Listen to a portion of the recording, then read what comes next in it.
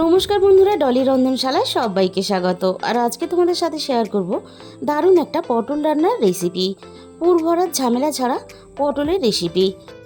এখানে আমি 300 গ্রাম পরিমাণ পটল নিয়েছি, আর পটলগুলো খুব ভালোভাবে ধুয়ে পরিষ্কার করে নিয়েছি। এবার আমি পটলের গাগুলো এইভাবে একটা ছুরির সাহায্যে পটলের গায়ে যে খোসার খসখসে অংশটা আমি চেঁচে বাদ দিয়ে দেব। পটলের ভিতরে পুর ভরার ঝামেলার জন্য আমরা কিন্তু পটলের এই রেসিপিটা বানাতে ভয় পাই। তাই আজকে তোমাদের সাথে শেয়ার করব একেবারে ঝামেলা ছাড়া পটলের পুর ভরা একটা রেসিপি। পটলের দুটো সাইডের অংশ আমি অল্প অল্প করে কেটে বাদ দিয়ে দেব। এবারে আমি পটলের ঠিক মাঝ বরাবর লম্বা করে আমি কেটে নেব। একটু খেয়াল করে কাটবে, না হলে ভিতর পর্যন্ত চলে গেলে তাহলে কিন্তু পটলটা দু আধখানা হয়ে যেতে পারে।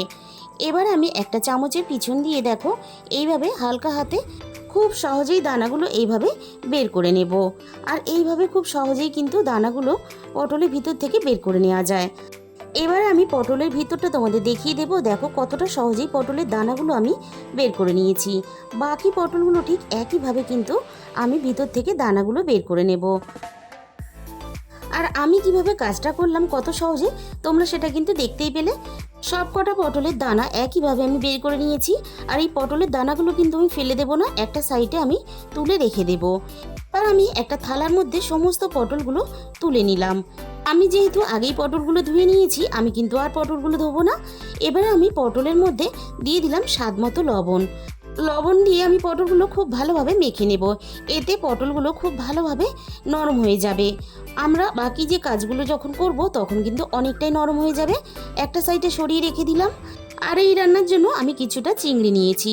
চিংড়িগুলো খুব ভালোভাবে ধুয়ে পরিষ্কার করে নেওয়ার পরে আমি প্রথমে কড়াইয়ের মধ্যে জল দিয়ে দিলাম। এবারে জলটা যখন উষ্ণ গরম হয়ে এসেছে তখন কিন্তু আমি কেটে রাখা সমস্ত চিংড়িগুলো দিয়ে দিলাম। এবার আমি চিংড়িগুলো মিনিট 10 মতো জলে ভাপিয়ে নেব। চিংড়িগুলো আমার খুব ভালোভাবে ভাপানো হয়ে গেছে। এবার আমি সমস্ত চিংড়িগুলো জলে থেকে তুলে নেব। আর চিংড়িগুলো খুব ভালোভাবে আমি জলে থেকে তুলে নেওয়ার পরে ঠান্ডা করে নিয়েছি। এবার আমি সমস্ত চিংড়ির খোসাগুলো খুব ভালোভাবে ছাড়িয়ে নেব। আর যেহেতু আমরা চিংড়িগুলো ভাপিয়ে নিয়েছি তাই খুব সহজেই কিন্তু চিংড়ির খোসাগুলো এইভাবে ছাড়িয়ে নেওয়া যায়। এবার আমি চিংড়িগুলো শিলপাটাতে বেটে নেব। চিংড়িগুলো নিয়ে নিয়েছি, আর সাথে আমি সমস্ত পটলের দানাগুলো নিয়ে নিয়েছি। এবার আমি চিংড়ি আর পটলের দানাগুলো হালকা এভাবে একটু থেতো করে নেব। চিংড়ি আর পটলের দানা আমি এভাবে একসাথেই কিন্তু বেটে নেব, আলাদা করে বেটে নেওয়ার কোনো প্রয়োজন নেই।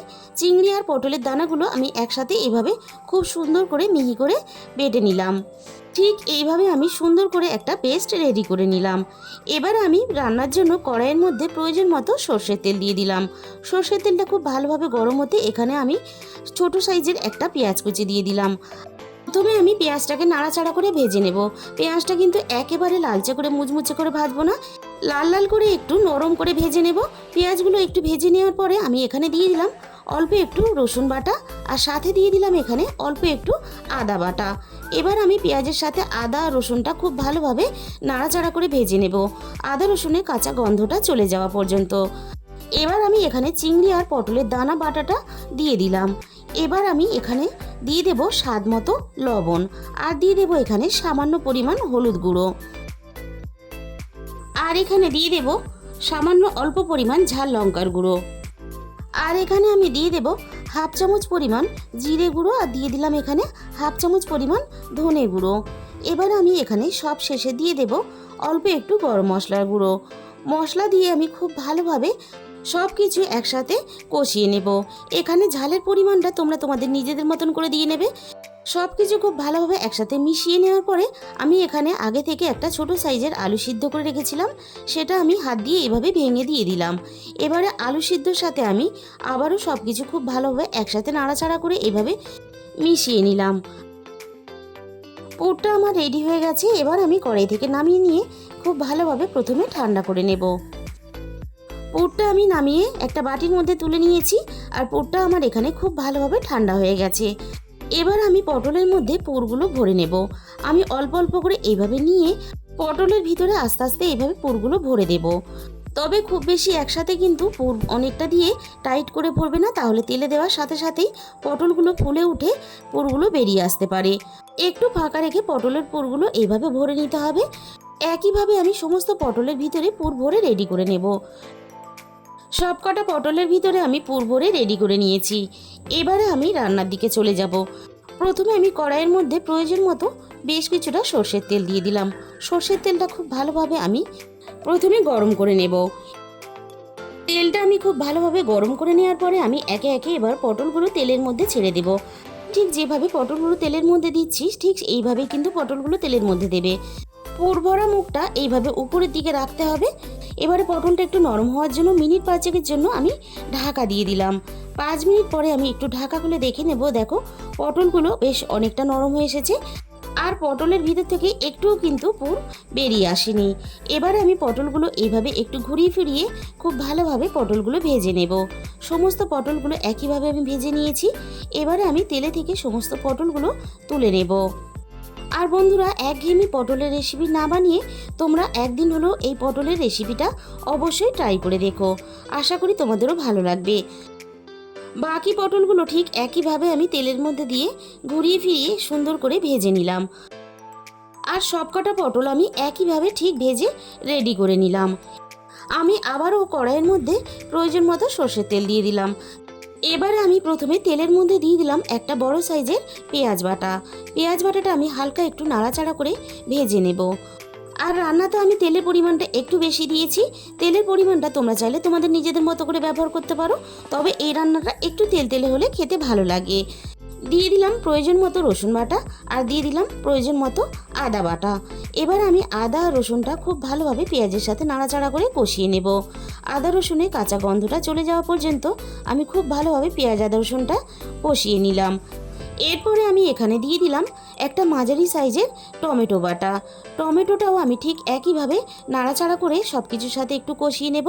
টমেটোর কাঁচা গন্ধটা চলে যাওয়া পর্যন্ত আমি সব কিছু একসাথে খুব ভালোভাবে কষিয়ে নিয়ে দিয়ে দিলাম এখানে স্বাদ মতো লবণ, আর এখানে দিয়ে দিলাম হাফ চামচ পরিমাণ হলুদ গুঁড়ো, আর দিয়ে দেবো ঝালের জন্য হাফ চামচের একটু বেশি ঝাল লঙ্কার গুঁড়ো, আর এখানে দিয়ে দিলাম হাফ চামচ পরিমাণ ধনে গুঁড়ো, আর দিয়ে দেবো এখানে হাফ চামচ পরিমাণ জিরে গুঁড়ো, আর এখানে কালারের জন্য দিয়ে দিলাম সব শেষে হাফ চামচ পরিমাণ কাশ্মীরি লঙ্কার গুঁড়ো। আর স্বাদের ব্যালেন্সের জন্য আমি এখানে দিয়ে দিলাম সামান্য পরিমাণ অল্প একটু চিনি। তবে চিনিটা যদি তোমরা দিতে না চাও তাহলে স্কিপ করে যেতে পারো। মশলাটা আমি খুব ভালোভাবে একসাথে একটু সময় নিয়ে হাতে মশলাটা খুব ভালোভাবে কষিয়ে নিতে হবে। মশলাটা আমি খুব ভালোভাবে কষিয়ে রেডি করে নিয়েছি, আর মশলা থেকে সুন্দরভাবে তেলটাও ছাড়তে শুরু করে দিয়েছে। এবার আমি এখানে দিয়ে দিলাম মাঝারি সাইজের বাটির 1 বাটি পরিমাণ জল। আবারও আমি সব কিছু খুব ভালোভাবে একসাথে নাড়াচাড়া করে মিশিয়ে দেব। আর ঝোলটা খুব ভালোভাবে ফুটে ওঠার জন্য আমি অপেক্ষা করব। ঝোলটা খুব ভালোভাবে ফুটে রেডি হয়ে গেছে। এবারে আমি এখানে দিয়ে দিলাম হাফ চামচ পরিমাণ গরম মশলা গুঁড়ো। গরম মশলা গুঁড়োটা এই সময় দিলে রান্নার সাথে সুন্দরভাবে গরম মশলার ফ্লেভারটা মিশে যাবে। গ্যাসের ফ্লেমটা আমি এখানে একেবারে লোতে দিয়ে আমি এবারে সমস্ত পুরভরা পটলগুলো ঝোলের মধ্যে একে একে দিয়ে দেব। আর এই রান্নার গ্রেভিটা একটু মাখা মাখা হবে, খুব বেশি কিন্তু ঝোল হলে খেতে ভালো লাগবে না। সমস্ত পটলগুলো আমি ঝোলের মধ্যে দেওয়ার পরে পটলগুলো হালকা হাতে এভাবে ঝোলের মধ্যে আমি এইভাবে নাড়াচাড়া করে মিশিয়ে দেব। আর গ্যাসের ফ্লেমটা মিডিয়ামের থেকে লোতে রেখে আমি পটলগুলো রান্না হতে দেব। পটলগুলো যেহেতু আগে থেকেই ভাজা আছে তাই মিনিট 10-এর মতো রান্না করে নিলেই কিন্তু হয়ে যাবে। আর দেখো ঝোলটা বেশ অনেকটা কমে এসেছে। আবারও আমি পটলগুলো এইভাবে একটু নাড়াচাড়া করে নিলাম। এবারে আমি গ্যাসের ফ্লেমটা একেবারে বন্ধ করে দিলাম, আর আমি এখানে স্ট্যান্ডিং টাইমে 5 মিনিটের জন্য ঢাকা দিয়ে দিলাম। 5 মিনিট পরে আমি ঢাকা খুলে তোমাদের দেখিয়ে দিলাম। দেখো পটলের রেসিপিটা কতটা দেখতে লোভনীয় হয়েছে, আর একটুও কিন্তু ভিতর থেকে পুর বেরিয়ে আসেনি। আমি একটা পটল তুলে তোমাদের খুব কাছে থেকে দেখিয়ে দেব, ভিতর থেকে পুর কিন্তু একটুও বেরিয়ে আসেনি। আর তোমরা দেখতেই পেলে পুর ভরা পটলের রেসিপি কতটা সহজেই কিন্তু বানানো যায়। তাহলে বন্ধুরা, আজকের এই রেসিপিটা ভালো লাগলে অবশ্যই ভিডিওতে একটা লাইক করো, আর প্রচুর প্রচুর নিজেদের বন্ধুদের মধ্যে শেয়ার করো। আর যে সমস্ত নতুন বন্ধুরা এখনও পর্যন্ত আমার চ্যানেলটাকে সাবস্ক্রাইব করোনি, আমার চ্যানেলটাকে সাবস্ক্রাইব করে পাশে থাকা বেল আইকনটা অল করে দিও, যাতে আমি কোনো নতুন রেসিপি আপলোড করলেই সবার আগে তোমার কাছে পৌঁছায়। আর তোমাদের মূল্যবান সময় দিয়ে আমার এই রেসিপিটা শেষ পর্যন্ত এতক্ষণ সময় ধরে দেখার জন্য তোমাদের সবাইকে অসংখ্য ধন্যবাদ। তাহলে আজকে এই পর্যন্ত।